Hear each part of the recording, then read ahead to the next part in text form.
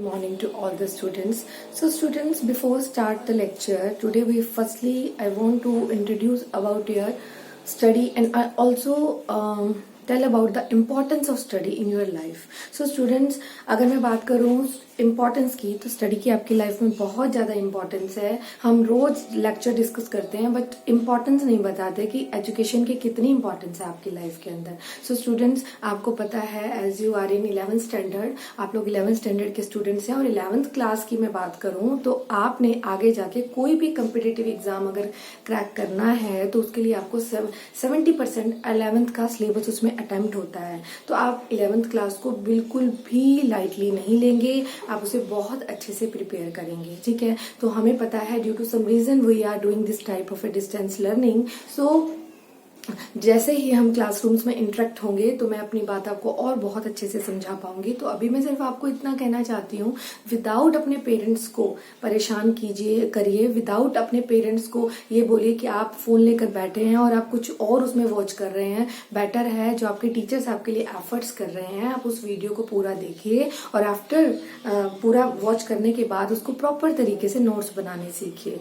ये जो आप लोगों ने 11th क्लास 10th क्लास तक इतना कुछ अभी इस तरह से कभी काम नहीं किया है कि जो भी टीचर्स आपको सपोज नोट्स देते थे आप वो अटेम्प्ट कर लेते थे, but after watching the complete video आप में कैपेबिलिटी होनी चाहिए कि आप खुद से नोट्स प्रिपेयर कर पाएं. उसे वीडियो को दोबारा से देखें, दोबारा तो अगर नहीं आता तो एक बार आप दोबारा देख लीजिए, अदरवाइज आप हम लोगों से कॉन्टेक्ट कर सकते हैं. मैंने आपको ये बात बहुत बार मैसेजेस में भी बोली है. तो students, I want to only say that कि आप लोग अपने फ्यूचर के साथ, अपने भविष्य के साथ कोई भी मजाक ना करके आप लोग उसे बहुत सीरियस लीजिए. और क्योंकि आप लोगों का बेसिकली आपको पता है आपका सेशन स्टार्ट हो चुका है, बट वो due to some reason we are here, है ना. सो मैं सिर्फ इतना चाहती हूँ, जो भी आप लोगों को पढ़ाया जाता है, कोई भी सब्जेक्ट में आपको पढ़ाया जाता है, आप उसे प्लीज सीरियस लेके आप उसे मतलब इस तरह से ग्रस्प करिए कि आप जैसे क्लासरूम में ही बैठे हैं. वो तब हो पाएगा जितना एफर्ट टीचर करेंगे उससे डबल एफर्ट आप लोग करेंगे. तो प्लीज मेरी आप लोगों से रिक्वेस्ट है, अपने पेरेंट्स को परेशान किए बिना अपनी लाइफ को कैसे बेटर बनाना है इसके बारे में कुछ सोचिए. ठीक है. सो now today we will start our topic, that is the topic is EF and MF.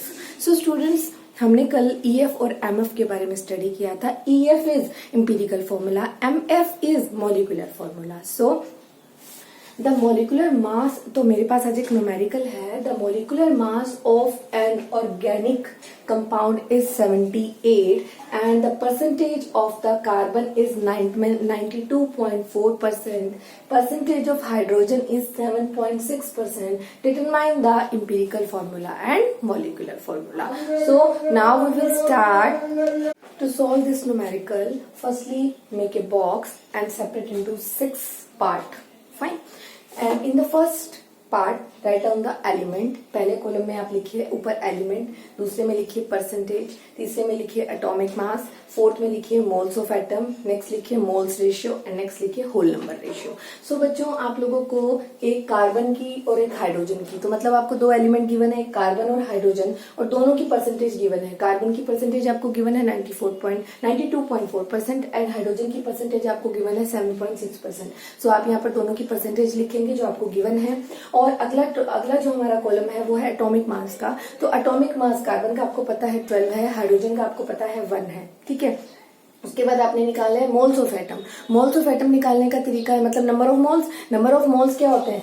Given mass upon molar mass. Molar mass means atomic mass और मे बी मोलिकुलर मास. ठीक है. तो आपके पास एटॉमिक मास गिवन है, तो आपने यहाँ पर क्या रखना है? ऊपर क्या लिखना है? जो परसेंटेज गिवन है ये 1% बाय मास होती है. तो परसेंटेज बाय मास कितनी है? 92.4%. तो नंबर ऑफ मोल्स निकालने का यही फॉर्मूला होता है. Mass of a substance means amount of substance amount divide by molar mass. Molar mass में भी एटॉमिक मास में भी molecular mass. So the percentage by mass is 92.4% of carbon upon the atomic mass of carbon is 12.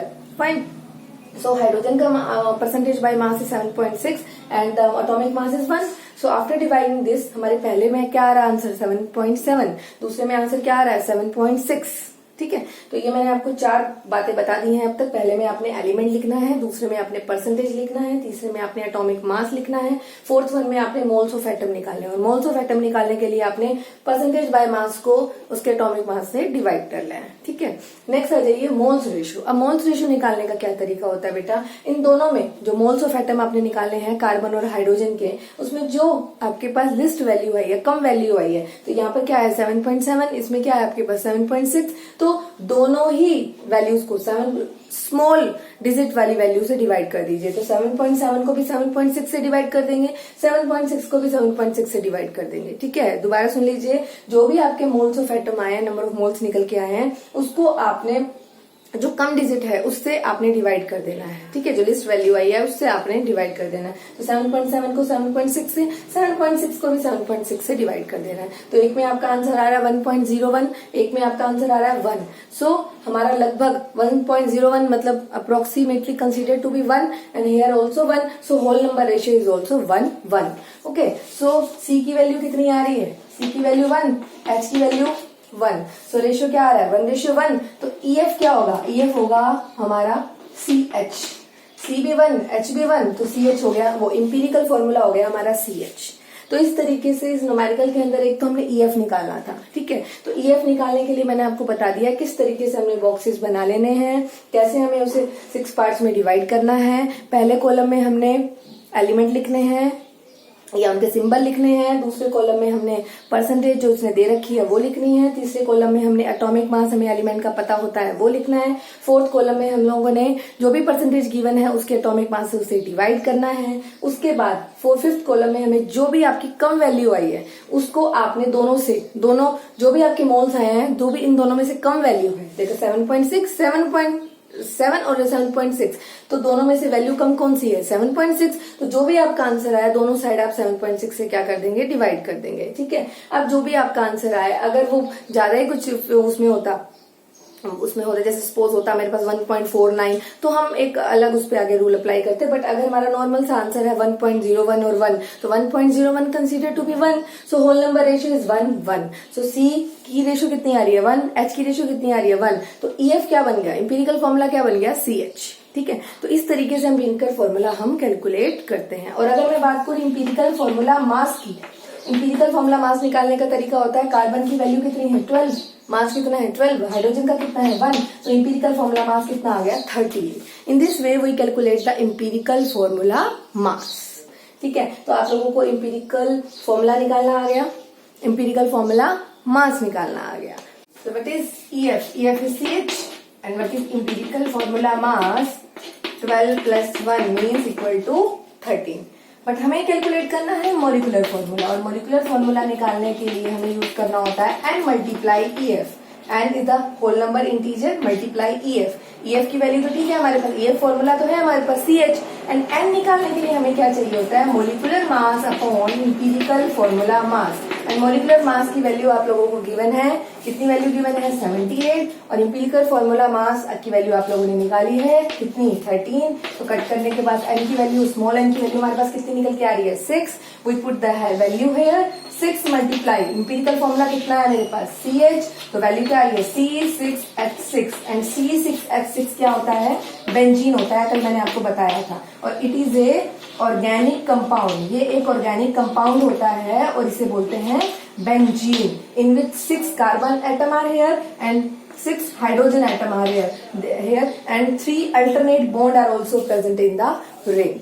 Fine. So our next example is next numerical. The numerical is the organic compound on analysis gave the following percentage. एक organic compound है और उसके अंदर carbon की percentage given है 57.8%, hydrogen की percentage given है 3.6% and rest of oxygen, और इन दोनों को ऐड करके 100 में से सब्ट्रैक्ट करेंगे तो ऑक्सीजन की परसेंटेज भी हम निकाल सकते हैं। And the vapour density given in the numerical is 83 and the molecular formula हमें कैलकुलेट करना है। तो आपको समझ आया।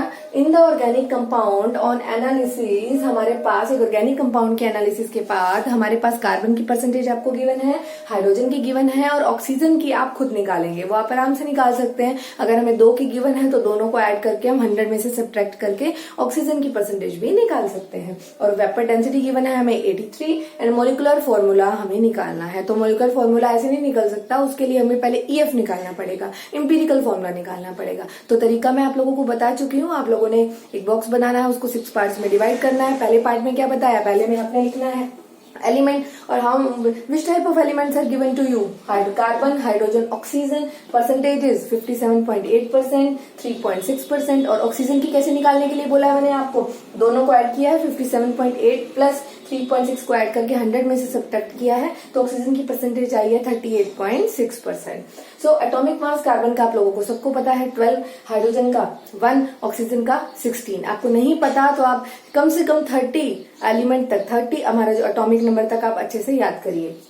मोल्स ऑफ एटम की बात करूं मैं, मोल्स ऑफ एटम निकालने का क्या तरीका था, परसेंटेज बाय मास जो आपको गिवन है डिवाइड बाय एटॉमिक मास, इसे डिवाइड कर। तो पहले में हमने अगर परसेंटेज बाय मास को एटॉमिक मास से डिवाइड किया तो हमारे पास आ रहा है 4.82। दूसरे में हमने डिवाइड किया 3.6 को 1 से तो 3.6। तीसरे में हमने 38.6 को 16 से डिवाइड किया तो हमारे पास आ रहा है 2.41। ये वैल्यूज हमारे पास आ रही है और आपको बताया था मैंने। तो ये मोल्स ऑफ एटम हमारे पास आ गए। मोल्स जितने भी कार्बन के आ गए, हाइड्रोजन के आ गए, ऑक्सीजन के आ गए। सबसे लोएस्ट मोल्स किसके निकले हैं, ऑक्सीजन के। कितने, 2.61। तो आपने क्या करना है, जितनी भी जो भी वैल्यूज है सबको 2.61 से डिवाइड करेंगे। तो 4.82 को भी डिवाइड किया 2.41 के साथ, 2.41 के साथ, और 3.6 को भी किससे डिवाइड किया, 2.41, और 2.41 को भी किससे डिवाइड किया, 2.41 के साथ डिवाइड किया। तो जो भी आपके पास कम वैल्यू आएगी मोल्स ऑफ एटम में, जो भी आपके पास कम वैल्यू आएगी, तो मोल्स रेशियो निकालने के लिए आपने उस वैल्यू को, जितनी जो भी आपके ऑक्सीजन के मोल्स आ रहे हैं या हाइड्रोजन के मोल्स आए हैं या कार्बन के मोल्स आए हैं, तो उस कम वैल्यू को सबके साथ आपने डिवाइड कर देना है। तो अब आपके पास आंसर आ रहा है, मोल्स रेशियो आ रही है कार्बन की 2, हाइड्रोजन की 1.49 और ऑक्सीजन की आ रही है 1। तो आपने क्या देखा, क्या आ रही है, एक की 2 आ रही है, एक की 1.49। तो 1.49 is not a whole number ratio, और हमने निकालनी है लास्ट कॉलम के अंदर, हमें निकालनी है सिंपलेस्ट होल नंबर रेशियो। तो हम क्या करें, तो हम क्या करेंगे, पहले में 2 आ रही है, कार्बन के केस में 2 आ रही है, हाइड्रोजन के केस में 1.41 आ रही है, और ऑक्सीजन के केस में आपके पास आ रही है 1। तो आपने सभी को 2 से मल्टीप्लाई कर देना, ताकि आपकी जितनी भी कार्बन की, ऑक्सीजन की और हाइड्रोजन की मोल्स हैं वो होल नंबर रेशियो में कन्वर्ट हो जाए। तो 2 × 2 4, 1.49 × 2 क्या हो गया 3, 1.1 × 2 क्या हो गया 2। तो आपके पास simplest whole number ratio last में आ जाती है, कार्बन की 4, हाइड्रोजन की 3 और ऑक्सीजन की 2। तो मेरे पास EF आ जाता है, अल्टीमेटली मेरे पास EF वैल्यू आ जाती है, कार्बन का 4 तो C4 H3 और O2। तो this is the EF, empirical formula of that compound. तो आई थिंक आपको अच्छे से समझ आ गया होगा। मैंने सिंपल क्या किया है बच्चे, एक न्यूमेरिकल आपके सामने लिखा है, कार्बन की परसेंटेज, हाइड्रोजन की परसेंटेज और एक ऑक्सीजन की बात करिए। तो इट मीन्स इस न्यूमेरिकल में 3 एलिमेंट्स की बात हुई है, उनकी परसेंटेज आप लोगों को पता चल गई है, एटॉमिक मास आप लोगों को पता होने चाहिए, मोल्स आपको निकालने का तरीका मैंने बता दिया है, परसेंटेज बाय मास को आपने एटॉमिक मास से डिवाइड कर लेना है, ठीक है। और मोल्स रेशियो निकालने के लिए आपने क्या करना है, जो भी आपके मोल्स ऑफ एटम आए हैं उनको आपने कम, इन तीनों में से जो भी कम डिजिट होगी उसके साथ आपने डिवाइड कर लेना है। अगर आपका आंसर शुरू से ही होल नंबर में आ रहा है तो आपने लास्ट कॉलम में वही का वही लिख देना, और अगर आपका आंसर होल नंबर में नहीं आ रहा, जैसे कि यहाँ 2 आया, 1.49 आया और 1 आया, तो आपने सबको 2 से मल्टीप्लाई कर देना, ताकि आपकी सारी डिजिट होल नंबर रेशियो में कन्वर्ट हो जाए। तो जितने number of carbon atom are there, यहाँ आए कितने आए 4, हाइड्रोजन कितने आए 3, ऑक्सीजन कितने आए 2, तो C4H3O2 this is your empirical, ये हमारा निकल आएगा उस ऑर्गेनिक कंपाउंड का, क्या निकल आएगा, इंपीरिकल फॉर्मूला कैलकुलेट हो जाएगा, ठीक है।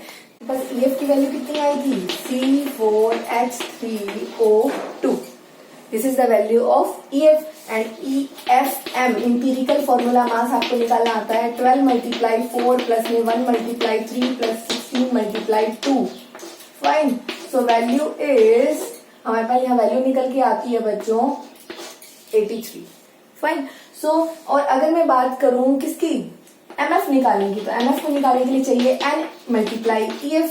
EF की वैल्यू कितनी है, C4H3O2, और N की वैल्यू हमें निकालनी पड़ेगी। N की वैल्यू क्या होगी, molecular mass upon empirical formula मास।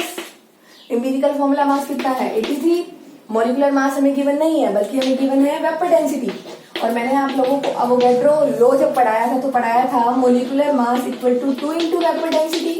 वेपर डेंसिटी मेरे पास कितने गिवन है 83, तो 2 मल्टीप्लाई 83 कितना हो गया मेरे पास 166। फाइन, तो ये बात अपने माइंड में अच्छे से डाल लीजिए। मैंने क्या बोला, वेपर डेंसिटी हमें गिवन है और मोलिकुलर मास निकालने का फॉर्मूला है 2 इंटू वेपर डेंसिटी, तो 2 मल्टीप्लाई 83 कितना हो गया 166। फाइन, सो हम यहाँ वैल्यू पुट करेंगे 166, यहाँ क्या पुट की जाएगी, वैल्यू पुट की जाएगी। ठीक है, सो किससे कैंसिल आउट हो रहा है ये, it will be cancel out by 2। ठीक है, तो हमारे पास n की वैल्यू क्या आ रही है, यहाँ पर 2 आ रही है। n की वैल्यू क्या प्लेस कर सकते हैं यहाँ 2, तो मेरे पास मोलिकुलर फॉर्मूला कितना आ रहा है, C4 था, 2 से मल्टीप्लाई होने के बाद C8, H3 था, 2 से मल्टीप्लाई होने के बाद H6, O2 था, 2 से मल्टीप्लाई होने के बाद O4।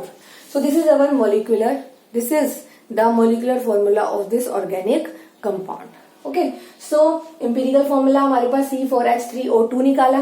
empirical formula मास निकालना आपको आता है, किसी भी कंपाउंड का मास आपको निकालना आता है, ये बात मैं आपको पहले सिखा चुकी हूँ। तो यहाँ क्या है 83, मुझे empirical formula और साथ साथ empirical formula निकालेंगे तभी MF निकलेगा, और MF निकालने का फॉर्मूला है N मल्टीप्लाई EF, और N निकालने का फॉर्मूला है molecular mass upon empirical formula मास। इंपीरिकल फॉर्मूला मास आपने 83 निकाला ही है, मोलिकुलर मास हमें डायरेक्ट गिवन नहीं था, बल्कि हमें वेपर डेंसिटी गिवन थी। कितनी, हमें कितनी वेपर डेंसिटी गिवन थी बच्चों, 83 वेपर डेंसिटी हमें गिवन थी। फॉर्मूला होता है मोलिकुलर मास निकालने का 2 into vapour density, 2 into vapour density, तो 2 into vapour density. Again I will write here, मैं दोबारा लिख रही हूँ, वेपर डेंसिटी कितनी थी 83, तो मोलिकुलर मास निकालने के लिए क्या आता है 2 इंटू वेपर डेंसिटी, तो कितनी आ गई 166। तो फॉर्मूला क्या है मोलिकुलर मास का 2 इंटू वेपर डेंसिटी। ठीक है, तो 166 यहाँ वैल्यू पुट करके इंपीरिकल फॉर्मूला मास की वैल्यू नीचे, मोलिकुलर मास की वैल्यू ऊपर, तो यहाँ 2 आ रहा है, 2 की वैल्यू यहाँ पुट कर रहे हैं। C4 था तो C8, H3 था तो H6, ऑक्सीजन 2 थे तो ऑक्सीजन 4 हो जाएंगे। ठीक है, तो C8H6O4, this is the molecular formula of this organic compound. So today we will, जो हमने आज की बात करें तो आज हमने टॉपिक जो डिस्कस किया वो हमने न्यूमेरिकल्स डिस्कस करे, that is based upon the topic EF and MF, and tomorrow we will start our topic that some are the remaining topic of this chapter are here। तो कुछ remaining topic जो बचे हैं इस chapter के वो हम आगे फर्दर डिस्कस करेंगे। तो जितना भी आज मैंने आपको समझाया है वो अपनी आप अच्छे से वीडियो वॉच करके आप अपनी फेयर नोटबुक में से नोट करेंगे। ठीक है।